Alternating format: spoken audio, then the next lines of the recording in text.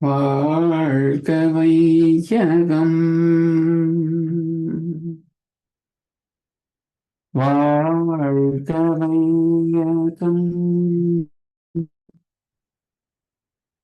வாழ்க வளமுடன் சிந்தனையை உடல் நலத்தை சீரமைத்து ஓய்வித்த குருவே வாழ்க, குருவே துணை. வேதாத்திரியம் வாழ்க வளமுடன்.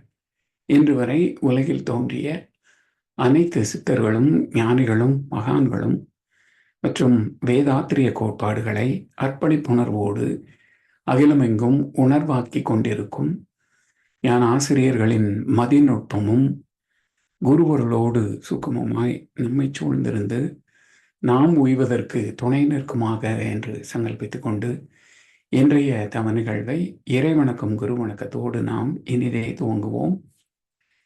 இறைவணக்கம் பாட அருள்நிதி செந்தில் சுகுமார் ஐயா அவர்களும், குரு வணக்கம் பாட அருள்நிதி பிரதீப் துரை ஐயா அவர்களும். வாழ்க வளமுடன்.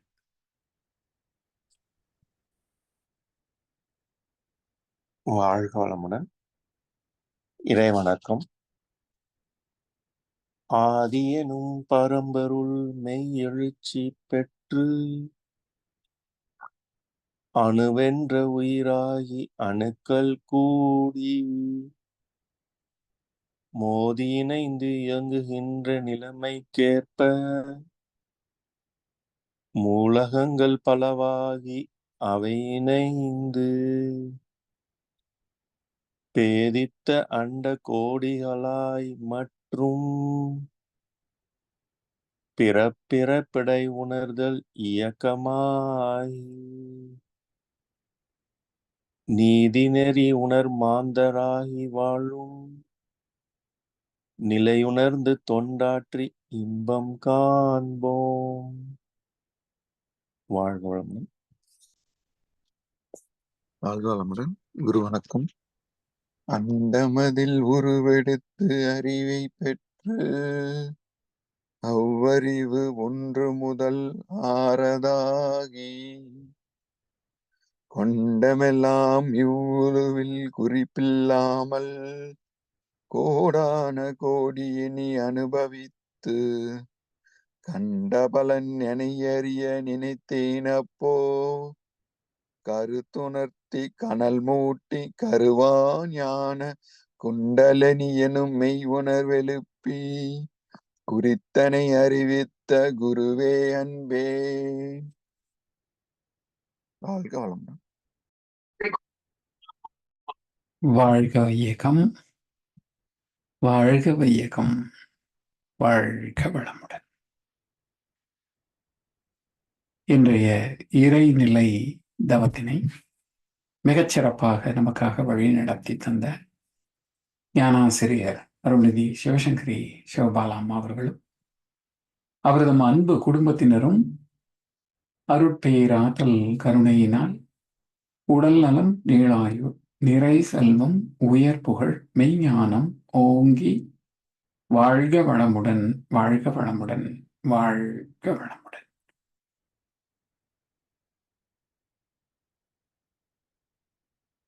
வாழ்க வளமுடன்.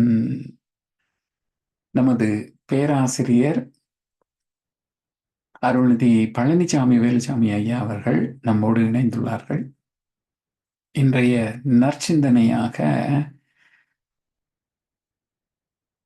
வேதாத்திரியமும் வேதாகமமும் விவிலியமும் என்ற தலைப்பிலே நமக்கு நற்சிந்தனை வழங்க நம்மோடு ஐயா அவர்கள் இணைந்துள்ளார்கள். ஞானக்களஞ்சிய கவி போட்டிருக்கிறாங்க. ஐயா, நீங்க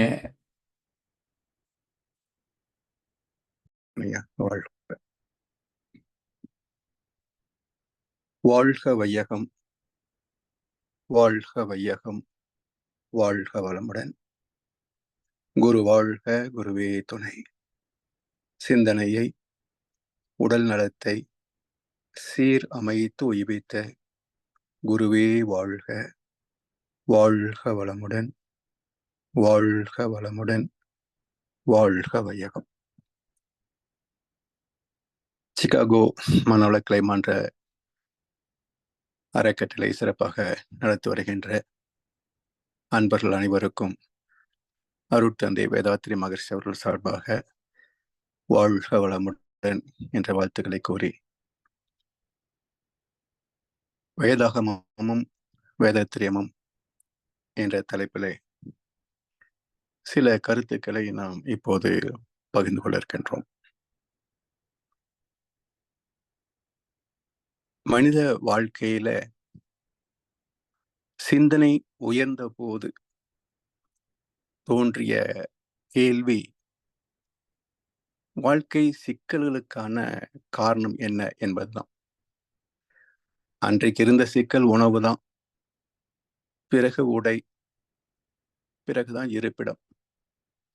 இன்றைக்கு அது 1008 பிரச்சனைகளாக வளர்ந்து நிற்கிறது. மனிதன் தோன்றிய காலத்திலேயே சிக்கல்களும் தோன்றியிருக்கின்றன என்ற கருத்தை ஓல்டு டெஸ்டமெண்ட், பரிசுத்த வேதாகமம், அதிலேயே ஒரு குறிப்பு இருக்கு. அதாவது ஆதாம் ஏவாள் அவர்களுக்கு 2 குழந்தைகள். அந்த 2 ஆண் பிள்ளைகளில ஒருவன் விவசாயம் பார்க்கின்றான், ஒருவன் ஆடு மேய்க்கின்றான். அப்போ இறைவனுக்கு நன்றி செலுத்துவது படையல். அதிலே ஆடு மேய்த்தவன் கொழுத்த ஒரு குட்டி ஆட்டை இறைவனுக்கு பலியிடுகின்றான். விவசாயம் பார்த்தவன் அந்த விவசாயத்தில் கிடைத்த தானியங்களை அர்ப்பணிக்கிறான். இதை பார்த்த அவன் சிறப்புமிக்க எல்லையற்ற அந்த பரமபிதாவுக்கு, நீ போயும் வெறும் தானியங்களை படைக்கிறாய் என்று சொல்லி அந்த கொழுத்த ஆட்டுக்குட்டியை படைத்தவன் இவனை வெட்டி கொன்று விடுகிறான். ஒரு சகோதரன் இன்னொரு சகோதரனை கொன்று விட்டதாக ஆதியாகமத்திலே ஒரு குறிப்பு இருக்கிறது. அப்ப மனிதன் தோன்றிய போது பிரச்சனைகள் தோன்றிவிட்டன என்பதை இந்த ஒரு குறிப்பு நமக்கு உணர்த்துகிறது. அதன் விளைவு, அந்த தேடலின் விளைவாக கண்டெடுத்ததுதான் இயற்கையை பற்றிய ஒரு சிந்தனை, கடவுளை பற்றிய ஒரு தேடல். அதிலே உலகத்தில் தெய்வத்தை தேடிய முதல் இடம் எது என்றால் தென் இந்தியா. இங்கே கண்டெடுத்த தெய்வத்திற்கு அவர் வைத்த பெயர் சனாதனம். அதாவது ஹீனோதீசம் என்று சொல்வார்கள். அதாவது worshipping one God without denying the worshipping of others gods. நான் ஒன்றை தெய்வமாக வழிபடுகின்றேன், நீ எதை உன் விருப்பப்படி தெய்வமாக வழிபட்டாலும் எனக்கு ஆட்சேபனை இல்லை என்பதுதான் சனாதன தர்மமாக அறிமுகப்படுத்தப்பட்டது. பிறகு சிந்தனையிலே தோன்றியதுதான் சிவம் முதல் முருகன் வரைக்கும் 6 சமயங்களாக இந்து தத்துவத்திலே பேசப்படுகிறது. கிட்டத்தட்ட சில 1000 ஆண்டுகளுக்கு முன்பு, ஏன்னா 2000 ஆண்டுகளுக்கு முன்பு என்றால் அது நியூ டெஸ்டமெண்ட், இயேசுபிரான் தந்த புதிய ஏற்பாடு. பழைய ஏற்பாட்டுக்கு கால வரையறை குறிப்பிடப்படவில்லை. அதிலே முதலாவதாக சொல்லப்படுகின்ற அத்தியாயம் ஆதி ஆகமம். அந்த ஆதி ஆகமத்திலே சொல்லப்படுகின்ற முதல் கருத்து, தேவன் ஒரு நாள் இந்த உலகை படைக்க விரும்பினார், அவ்வாறே இந்த உலகம் உருவானது. 2ஆம் நாள் அதிலே காற்று உலக கடவுது என்றார், அவ்வாறே காற்று உலாவியது. 3ஆம் நாள் நெருப்பு உண்டாக கடவுது என்றார். அவ்வாறே நெருப்பு உண்டானது. 4ஆம் நாள் ஜலம் உருவாக கடவுது என்றார். அவ்வாறே நீர் உருவானது. 5ஆம் நாள் இறைவன் பல்வேறு ஜீவராசிகள் உருவாகவும் அவை தம்மில் தாமே ஜீவன்களை உருவாக்கி கொண்டு சுகித்திருக்கவும் கடவது என்று ஆசீர்வதித்தார். 6ஆம் நாள் இறைவன் தன்னை போல சாயலுள்ள ஒன்றை படைக்க விரும்பி அவ்வாறே படைத்து அவனுக்கு ஆதாம் என்று பெயரிட்டு அழைத்தார். 7ஆம் நாள் இறைவன் ஓய்வு நாளாக அறிவித்தார் என்று முதல் அத்தியாயத்திலே முதல் வசனம் முடிகிறது. தேவன் இந்த உலகத்தை படைக்க விரும்பினார். அவ்வாறே உலகம் உருவானது. அதாவது விண்ணும் மண்ணும், விண்ணின் கூட்டாக மண், பிறகு காற்று, நெருப்பு, நீர், 3 பௌதிகங்கள், மொத்தம் 5 பௌதிகங்கள். அதன் பிறகு 5ஆம் நாள் பல்வேறு ஜீவராசிகள் உருவாகவும் அவை தம்மில் தாமே ஜீவன்களை உருவாக்கி கொண்டு சுகித்திருக்கவும் கடவுள் என்று ஆசீர்வதித்தார். இந்த பஞ்சபூதங்களில் ஒரு விரிவான விளக்கம் இல்லை என்றாலும் பஞ்சபூதங்கள் வந்தன என்ற கருத்து வரைக்கும் அது வெளிப்படுத்தியிருக்கிறது. அதன் பிறகு வந்தது ஜீவன். அதிலே பல்வேறு ஜீவராசிகள் என்று 5ஆம் நாள் குறிப்பிடுகிறது. இந்த பல்வேறு ஜீவராசிகள் என்பதில் எல்லாமே அடங்கி போகிறது. ஒரு வாக்கியத்துல எல்லாம் அடக்கி விடுகிறார்கள். சரி, அதாவது நுண் உயிர் முதல் 5 அறிவு உள்ள ஜீவராசிகள் வரைக்கும். 6ஆம் நாள் தன்னை போல சாயல் உள்ள ஒன்றை படைக்க விரும்பி அவ்வாறே படைத்து அவனுக்கு ஆதாம் என்று பெயரிட்டு அழைத்தார். இப்போ தன்னை போல சாயல் என்றால் மனிதன் மனித வடிவத்தில் இருக்கிறான். இப்போ தன்னை போல் சாயல் என்றால் இறைவனும் மனிதனை போன்றவனா என்ற ஒரு கேள்வி பொதுவாக எழலாம். ஆனால் அந்த மனிதனுக்கு வைத்த பெயரிலே ஒரு ரகசியார்த்தம் அடங்கியிருக்கிறது. ஆதாம் சொல்கிறோம், ஆடம் என்று ஆங்கிலத்தில் சொல்வார்கள். ADAM. இந்த ஒற்றை வார்த்தையை 2ஆக பிரிக்கலாம். AD ஒரு வார்த்தை, ஆட். AM, ஆம். அட் என்பது அட்வெர்ப் என்று சொல்கிறோம் இல்லையா? அப்ப வினை சொல்லின் தன்மையை குறிப்பிடுகின்ற போது AD முன்னால் சேர்க்கிறோம், அட்வெர்ப். அப்போ AD அட் என்பது தன்மை, குவாலிட்டி. ஆம் என்பது பிரசன்ட் கண்டினியூவஸ். ஐ ஆம் சொல்கிறோமே, ஆம் என்பது பிரசன்ட் கண்டினியூவஸ். வாஸ், வில் என்பது பாஸ்ட் டென்ஸ், ஃபியூச்சர் டென்ஸ்ல வரும். அப்ப ஆம் என்பது நிகழ்காலம். அதுதான் ஐ ஆம் தட் ஐ ஆம் என்று புதிய ஏற்பாட்டிலே கூட ஒரு வசனம் உண்டு. அப்போ இந்த ஆடம் என்ற சொல் எதை குறிப்பிடுகிறது என்றால் தன்னை போல சாயல் உள்ள ஒன்று, இறைவனை போல சாயல் உள்ள ஒன்று. அந்த ஒன்றின் இயல்பு என்ன என்றால் அது எப்போதும் நிலைத்திருப்பது. ஆம். அப்போ ஒரு குறிப்பிட்ட தன்மை எப்போதும் நிலைத்திருக்கிறது. அது எந்த தன்மை என்று வருகின்ற போதுதான் இறைவனுக்கு பரமாத்மா என்ற ஒரு சொல் உண்டு இந்த தத்துவத்தில். மனிதனுக்கு மூலமாக வாழ்க்கை ஆதாரமாக அமைந்திருப்பது ஆத்மா, ஜீவாத்மா என்ற சொல் உண்டு. அப்ப ஜீவாத்மாவுக்கு மூலம் பரமாத்மா, இரண்டுக்கும் பொதுவானது ஆத்மா. அப்போ ஆத்மா அழிவில்லாதது, நீரிலே நனையாதது, நெருப்பிலே பொசுங்காதது, காற்றிலே உலராதது, என்றைக்கும் நீடித்து நிலைத்திருப்பது என்ற கருத்து பகவத்கீதையிலே ஆத்மாவை பற்றி ஒரு குறிப்பு உண்டு.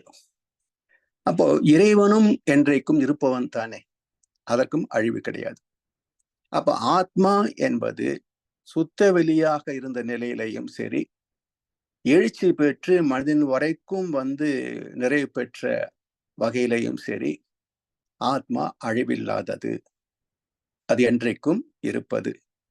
அதற்கு கடந்த காலம் என்பதும் கிடையாது, எதிர்காலம் என்பதும் கிடையாது, அது என்றைக்கும் இருப்பது. காட் வாஸ் என்று சொல்ல முடியாது, காட் வில் பி என்றும் சொல்ல முடியாது, காட் இஸ் என்றுதான் சொல்ல முடியும். அப்போ நிகழ்காலம் என்பதே கடவுள் என்ற கருத்து இதில் சொல்லப்படுகிறது. அறிவை போலவே சாயல் உள்ள ஒன்று அறிவில் இருந்து எழுச்சி பெற்று ஆதாமாக வந்தது. அதாவது விதையை மையமாக கொண்டு முளைக்கின்ற செடியில் விதையின் தன்மையை அடங்கியிருப்பது போல அறிவான இறைவன் அறிவை சார்ந்த ஒன்றை படைத்தான், உருவாக்கினான். இந்த படைத்தல் என்ற சொல்லிலேதான் ஒரு குழப்பம் இருக்கிறது.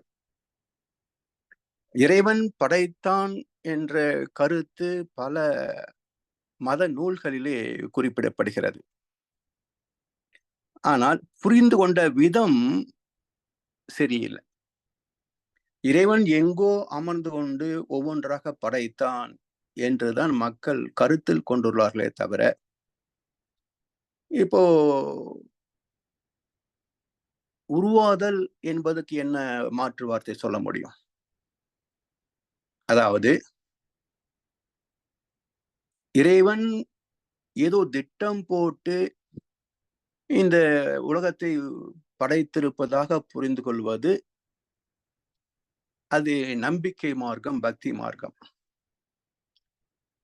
அதனால்தான் இந்த படைத்தல் என்ற சொல்லை அந்த நிலையிலிருந்து தனித்து அதை தன்மயம் ஆதல் அல்லது டிரான்ஸ்ஃபர்மேஷன், எவல்யூஷன், பரிணாமம் என்ற சொல் மூலமாக புரிந்து கொள்ள வேண்டும் என்பது ஞானிகளுடைய அனுபவ விளக்கம். இப்போ ஒரு தொழிற்சாலையில் பல வகையான பொருட்களை உற்பத்தி செய்யப்படுகின்றன. அப்ப உருவாக்கப்பட்டது, படைக்கப்பட்டது என்ற இரண்டும் ஒரே கருத்தை தானே தருகிறது. இப்போ எதை எடுத்து எதை உருவாக்குவது? இப்போ தொழிற்சாலையில ரா மெட்டீரியல்ஸ், மூலப்பொருட்கள், கச்சா பொருட்கள் உண்டு. அதை வைத்து ஒரு இயந்திரத்தையோ ஒரு பொருளையோ உற்பத்தி செய்கிறார்கள். அப்போ ஒன்றை மூலமாக கொண்டு ஒன்று படைக்கப்படுகிறது. இப்ப படைத்தல் தத்துவத்தின்படி இறைவன் படைத்தான் என்றால் எதை கொண்டு எதை படைத்தான்? இந்த கருத்து படைத்தலுக்கும் பரிணாமத்திற்கும் மிக பெரும் பேதம் இருக்கிறது. அந்த பேதத்தை தெளிவாக விளங்கிக் கொள்ளாத போது தெய்வத்தை பற்றிய கருத்திலே குழப்பம் என்றைக்கும் தொடர்ந்து கொண்டேதான் இருக்கும். இந்த கேள்வி விஞ்ஞானபூர்வமாக ஆராய்கின்ற போது, விளக்கத்தை பெறுகின்ற போது, உருவாதல், படைத்தல், அதில் அடங்கியிருத்தல் அனைத்துமே தன்மாற்றம் என்ற சொல்லுக்குள் அடங்கிவிடும். வெளி சுத்தமாக இருக்கிறது, இதில் எத்தனை நுணுக்கங்கள் இருக்கின்றன என்பதை விஞ்ஞானம் சொல்கிறது. அந்த விளக்கத்திற்கு அடிப்படை நமக்கு காந்த தத்துவம் என்று மகிழ்ச்சி சொல்றாங்க. இப்போ எப்படி தேவன் எந்த வகையில இருந்து படைத்தான் என்ற கருத்தை புரிந்து கொள்ள வேண்டும் என்றால், வடிவம், உருவம் என்ற கருத்தில இருந்து அரூபத்திற்கு முதலிலே பயணித்தாக வேண்டும். ஒரு வடிவம் இன்னொரு வடிவத்தை படைக்கிறது என்றால், இப்போ இதை ஒரு உதாரணத்தின் மூலமாக பார்க்கலாம். எப்படி இந்த படைத்தல் தத்துவம் ஒத்து போகிறது என்பதை ஒரு உதாரணத்தின் மூலம் பார்க்கலாம். ஒரு குயவன் களிமண்ணை வைத்து ஒரு பானையை செய்கிறான். அந்த பானை பக்குவப்படுத்தப்பட்டு, அதாவது சுட்ட பானையாக அல்லது பச்சை மண் பானை அல்ல, அது உலர்த்தப்பட்ட பானையாகவோ சந்தைக்கு வருகின்ற போது இவன் தயாரித்தது என்ற பெயர் அதில் இருக்காது. அதே போல அவனுடைய திறமை அதில் இருக்குமே தவிர அவனுடைய அடையாளம் அதில் இருக்காது. இப்போ அதே குயவனுக்கு ஒரு குழந்தை பிறந்தது வைத்துக் கொள்ளுங்களேன். குயவனுக்கும் மனைவிக்கும் ஒரு குழந்தை பிறக்கிறது வைத்துக் கொள்ளுங்க. அந்த குழந்தையிடத்திலே இவனுடைய சாயல் இருக்கலாம்.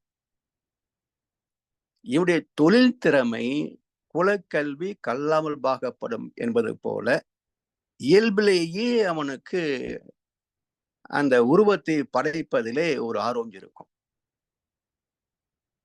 அப்போ அந்த பானையிலே குயவன் இல்லை, ஆனால் அவனிலிருந்து வெளிப்பட்ட குழந்தையிலே இவனுடைய கேரக்டர்ஸ், அவனுடைய குணங்கள் எல்லாமே அந்த குழந்தையிடத்துல உள்ளடங்கி இருக்கும். அது போல எப்படி குயவனில் இருந்து பிறந்த குழந்தைக்கு அவனுடைய குணங்கள் அமைந்திருக்கின்றனவோ, அதே போல தேவனில் இருந்து தேவனால் உருவாக்கப்பட்ட ஒன்று அதிலே இறைவனின் தன்மையை அடங்கியிருக்கிறது. தன்னை போல சாயல் உள்ள ஒன்றை படைக்க விரும்பி அவ்வாறே படைத்து ஆதாம் என்று பெயரிட்டு அழைத்தார். இப்ப அடுத்த கேள்வி இங்கு வரும். அப்படி என்றால் இறைவன் என்ன தன்மை, இறைவன் என்ன சாயல் என்றால், இறைவன் அறிவுமயம், இறைவன் ஆனந்தமயம், இறைவன் பேரறிவு மயம், இறைவன் பேரின்பமயம். அப்போ அறிவின் மயமாகிய அறிவாகிய இறைவன் தன்னை போல அறிவுள்ள ஒன்றை படைக்க விரும்பி அவ்வாறே படைத்தான். அது மனிதன் என்ற சிந்தனை திறம் மிக்க ஒரு ஜீவனாக வெளிப்பட்டது.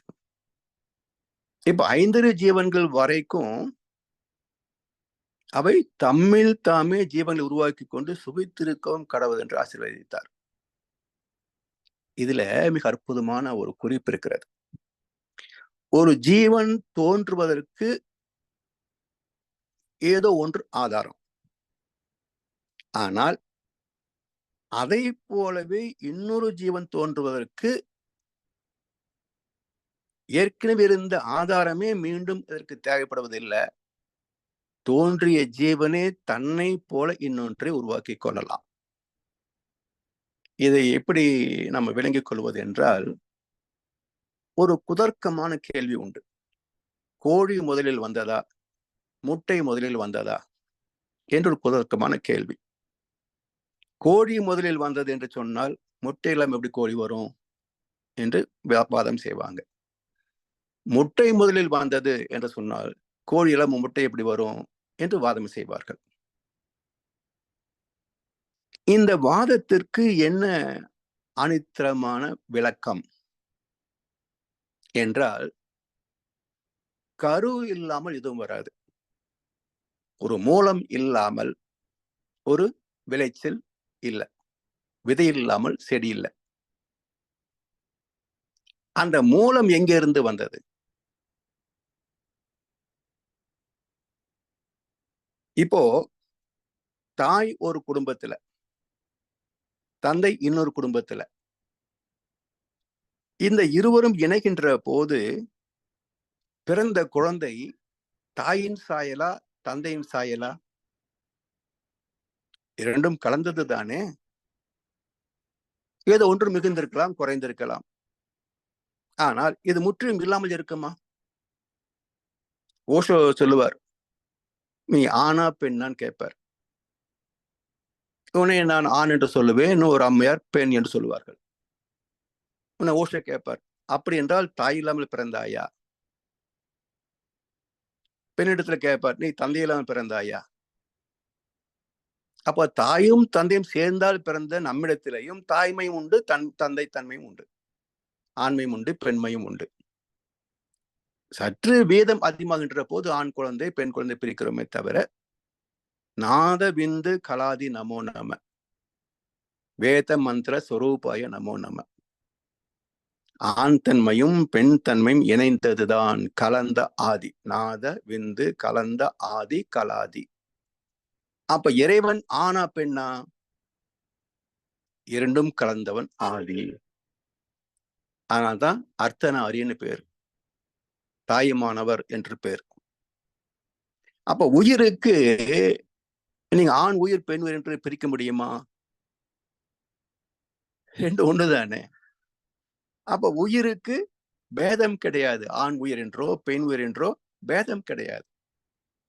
அந்த உயிர் திசுக்களாக மாறுகின்ற போது, அந்த திசுக்களின் சேர்க்கையால் உறுப்புகள் உருவாகின்ற போதுதான் ஆண் பெண் என்று பேதம் பார்க்கலாமே தவிர உயிரில பேதம் கிடையாது. அப்ப இந்த இயற்கை நீதிப்படி, பரிணாம விதிப்படி ஒரு எக்ஸ் பறவை ஒரு ஒய் பறவை இணைந்தது. வழக்கம் போல பெண் பறவை முட்டையிட்டது. அந்த முட்டையை அதே பெண் பறவை அடைகாத்த போது ஒன்று வெளிப்பட்டது. அப்படி வெளிப்பட்ட ஒன்றுக்கு நாம் கோழி என்று பெயர் வைத்தோம். அப்படி வெளிப்பட்ட ஒன்றுக்கு மனிதன் கோழி என்று பெயர் வைத்தான். அப்போ முட்டையிலிருந்து தான் கோழி வந்தது தவிர முட்டை இல்லாமல் கோழி அறிமுகமாகவில்லை. சரி, இப்படி தோன்றிய கோழி, அதே போல் தோன்றிய ஒரு சேவல், அவை இணைந்த போது அதிலிருந்து அதே போல முட்டை வருகிறது. அதே போல இன்னொரு சேவலோ கோழியோ உருவாக்குறது. இதைத்தான் பைபிள் சொல்கிறது, பல்வேறு ஜீவராசிகள் உருவாகவும் அவை தம்மில் தாமே ஜீவன்களை உருவாக்கி கொண்டு சுகித்திருக்கவும் கடவுள் என்று ஆசீர்வதித்தார். எல்லாம் நல்லா இருங்கப்பா என்று ஆசீர் பண்ணினார். ஆனா தன்னை போல் சாயல் உள்ள மனிதனை படைத்த போது நீ சுகித்திருக்க கடவுள் என்று ஆசீர்வதிக்கவில்லை. ஏன் என்றால் இவன் சுகித்தும் இருக்கலாம், துக்கத்திலும் முடியலாம். இவனுடைய சாய்ஸ். ஏன்னா இவனிடத்திலே பகுத்தறிவு உண்டு. எப்படி வாழ்வது என்ற பகுத்தறிவு இவனுக்கு உண்டு. அப்ப சுகத்தையும் தூய்க்கலாம், துக்கத்தையும் தூய்க்கலாம். அதனால் சுகித்திருக்க கடவுள் என்று மனிதனுக்கு ஆசீர்வதிக்கவில்லை. சரி, இப்போ தேவன் இந்த உலகத்தை படைக்க விரும்பி பஞ்சபூதங்களை படைத்தார் அல்லவா? விண்ணும் மண்ணும் ஒன்னா தோன்ற முடியாது. விண்ணிலிருந்து மண் வரைக்கும். இங்க இன்றைக்கும் சொல்லுவார்களே, வானுக்கு மூலம் எவனோ மண்ணுக்கு மூலம் அவனே, யாருக்கும் அவனே தந்தை, அவனுக்கு தந்தை இல்லை, அல்லாஹ் பெற்ற பிள்ளை தானே யாரும். பக்தி பாட்டுல வருது. அது போல மூலம் விண், முடிவு மண், இடையில் வந்தது காற்று, நெருப்பு, நீர். சரி, இதை தெளிவாக அறிவியல் படி விளக்கி சொல்ல வேண்டும் என்றால் இந்த இடத்துல நமக்கு அற்புதமான ஒரு இறை தத்துவத்தை விளக்கி சொன்ன முதல் தத்துவம். அதுக்கு பின்னாளில் வைக்கப்பட்ட பெயர் சைவ சித்தாந்தம். தோன்றிய போது அதுக்கு பெயர் கிடையாதுங்க. இன்றைக்கும் சனாதன தர்மத்தை பற்றி எத்தனையோ விளக்கங்களை ஒவ்வொருவரும் ஒவ்வொரு மாதிரி பேசுறாங்க. அம்பேத்கர் ஒரு விளக்கம் சொல்லியிருக்கிறார், தமிழர் மணியன் ஒரு விளக்கம் பேசுறார், இங்க இந்தியாவில் ஒவ்வொரு மதத்தலைவர் ஒவ்வொரு விளக்கத்தை சொல்றாங்க. எது உண்மையானது என்பது இன்று வரைக்கும் தீர்வு செய்யப்படவில்லை. ஆனால் கூகுள்ல சனாதன தர்மம் பார்க்கிற போது henotheism, that means worshipping one God without denying the worshipping of others gods. யார் எந்த கடவுளை வணங்கினாலும் எனக்கு ஆட்சேபனை இல்லை, முரண்பாடு இல்லை, வணங்கிக்கோ. ஏன்? எல்லாமே இறைவன் தான், எல்லாமே இறைவன் தான்.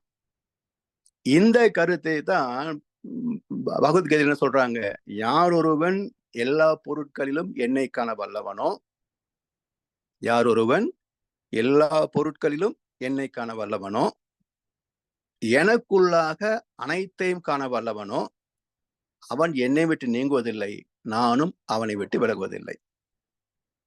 இதே கருத்து புதிய ஏற்பாடு, இயேசுபிரான் சொன்ன புதிய ஏற்பாடுல உம்முடையவை யாவும் எம்முடையவைகள், எம்முடையவை யாவும் உம்முடையவைகள், அவைகளிலே நான் மகிமைப்பட்டிருக்கிறேன் என்று ஒரு வசனம் இருக்கு.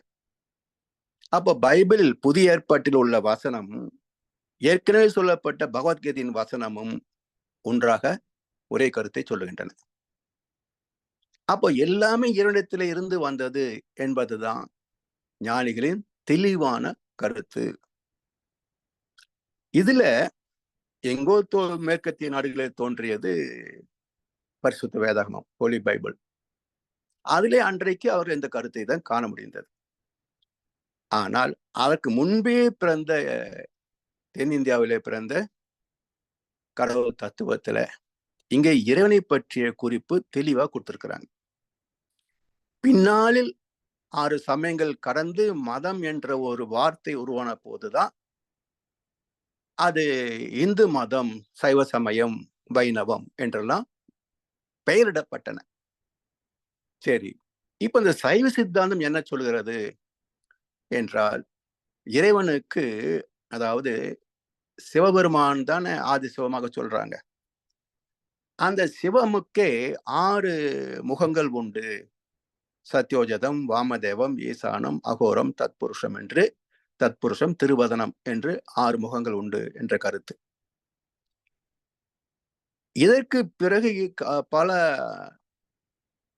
நூற்றாண்டுகள் கடந்து வந்த மகர்ஷி அவர்கள் kinematic, quivering, highly transparent, mighty, dark and fluid matter என்று சுத்த வெளிக்கு 6 பண்புகள் உண்டு என்று சொல்லுகின்ற போது சைவ சித்தாந்தமும் வேதத்திரமும் ஒத்துப்போகிறது.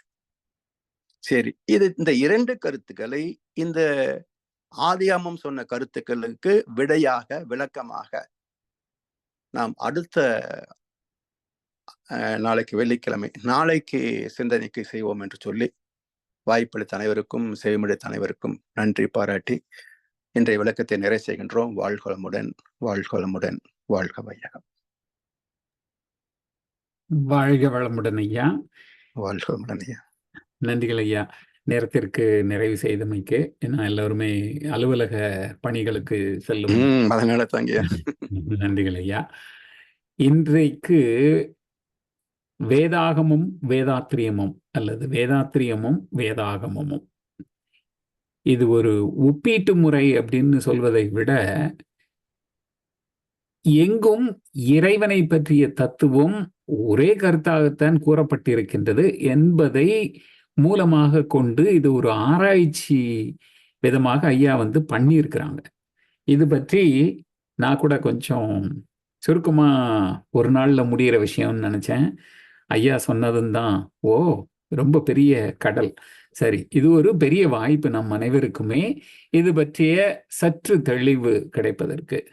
இதெல்லாம் ஏன் தெரிஞ்சுக்கணும் அப்படின்னு கூட கேள்வி எழலாம். இது ஐயா அவர்கள் இதற்கும் ஒரு சுருக்கமான பதில் நாளை வழங்க ஐயா அவர்களை வேண்டிக் கொண்டு, ஏன் இதை நாம தெரிஞ்சுக்கணும் அப்படிங்கிறதுக்கு வேண்டிக் கொண்டு ஐயா அவர்களை வாழ்த்தி மகிழ்வோம்.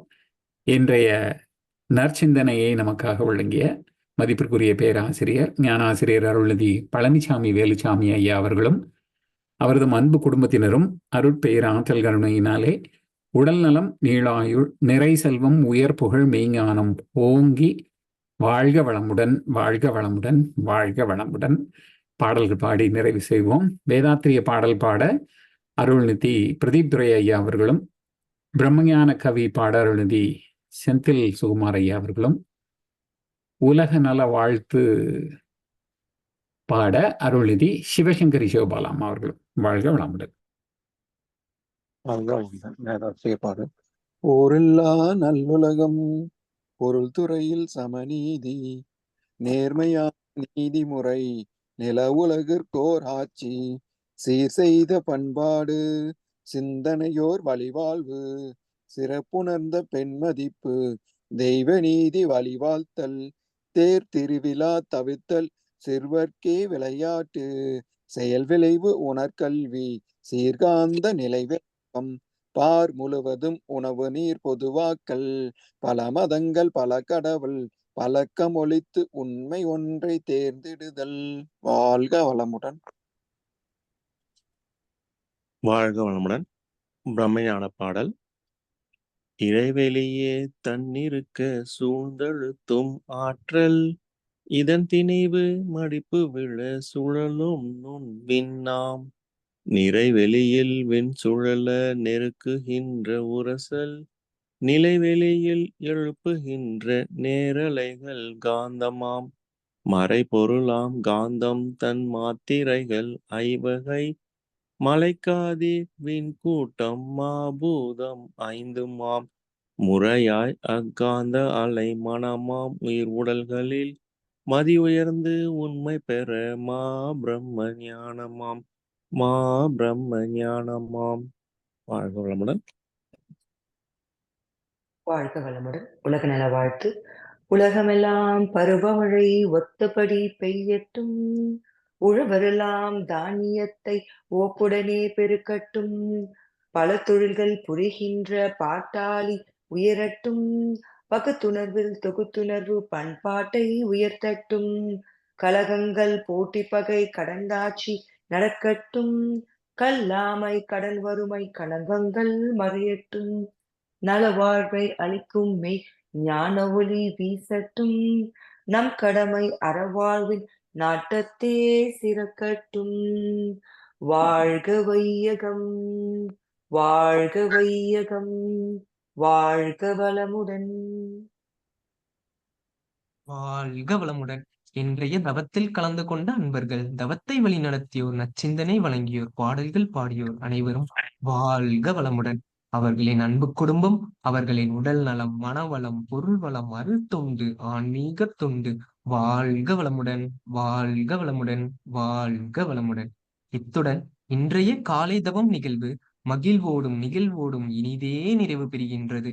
இறையருளும் குருவருளும் நம் அனைவரையும் எப்பொழுதும் சூழ்ந்திருந்து நம்மை இந்த இறைநிலை உணர்பயணத்திலே சிறந்த முறையிலே வழிநடத்தட்டும் என அனைவரையும் வாழ்த்தி வணங்கி நன்றி கூறி அமைகிறோம். வாழ்க வையகம், வாழ்க வையகம், வாழ்க வளமுடன்.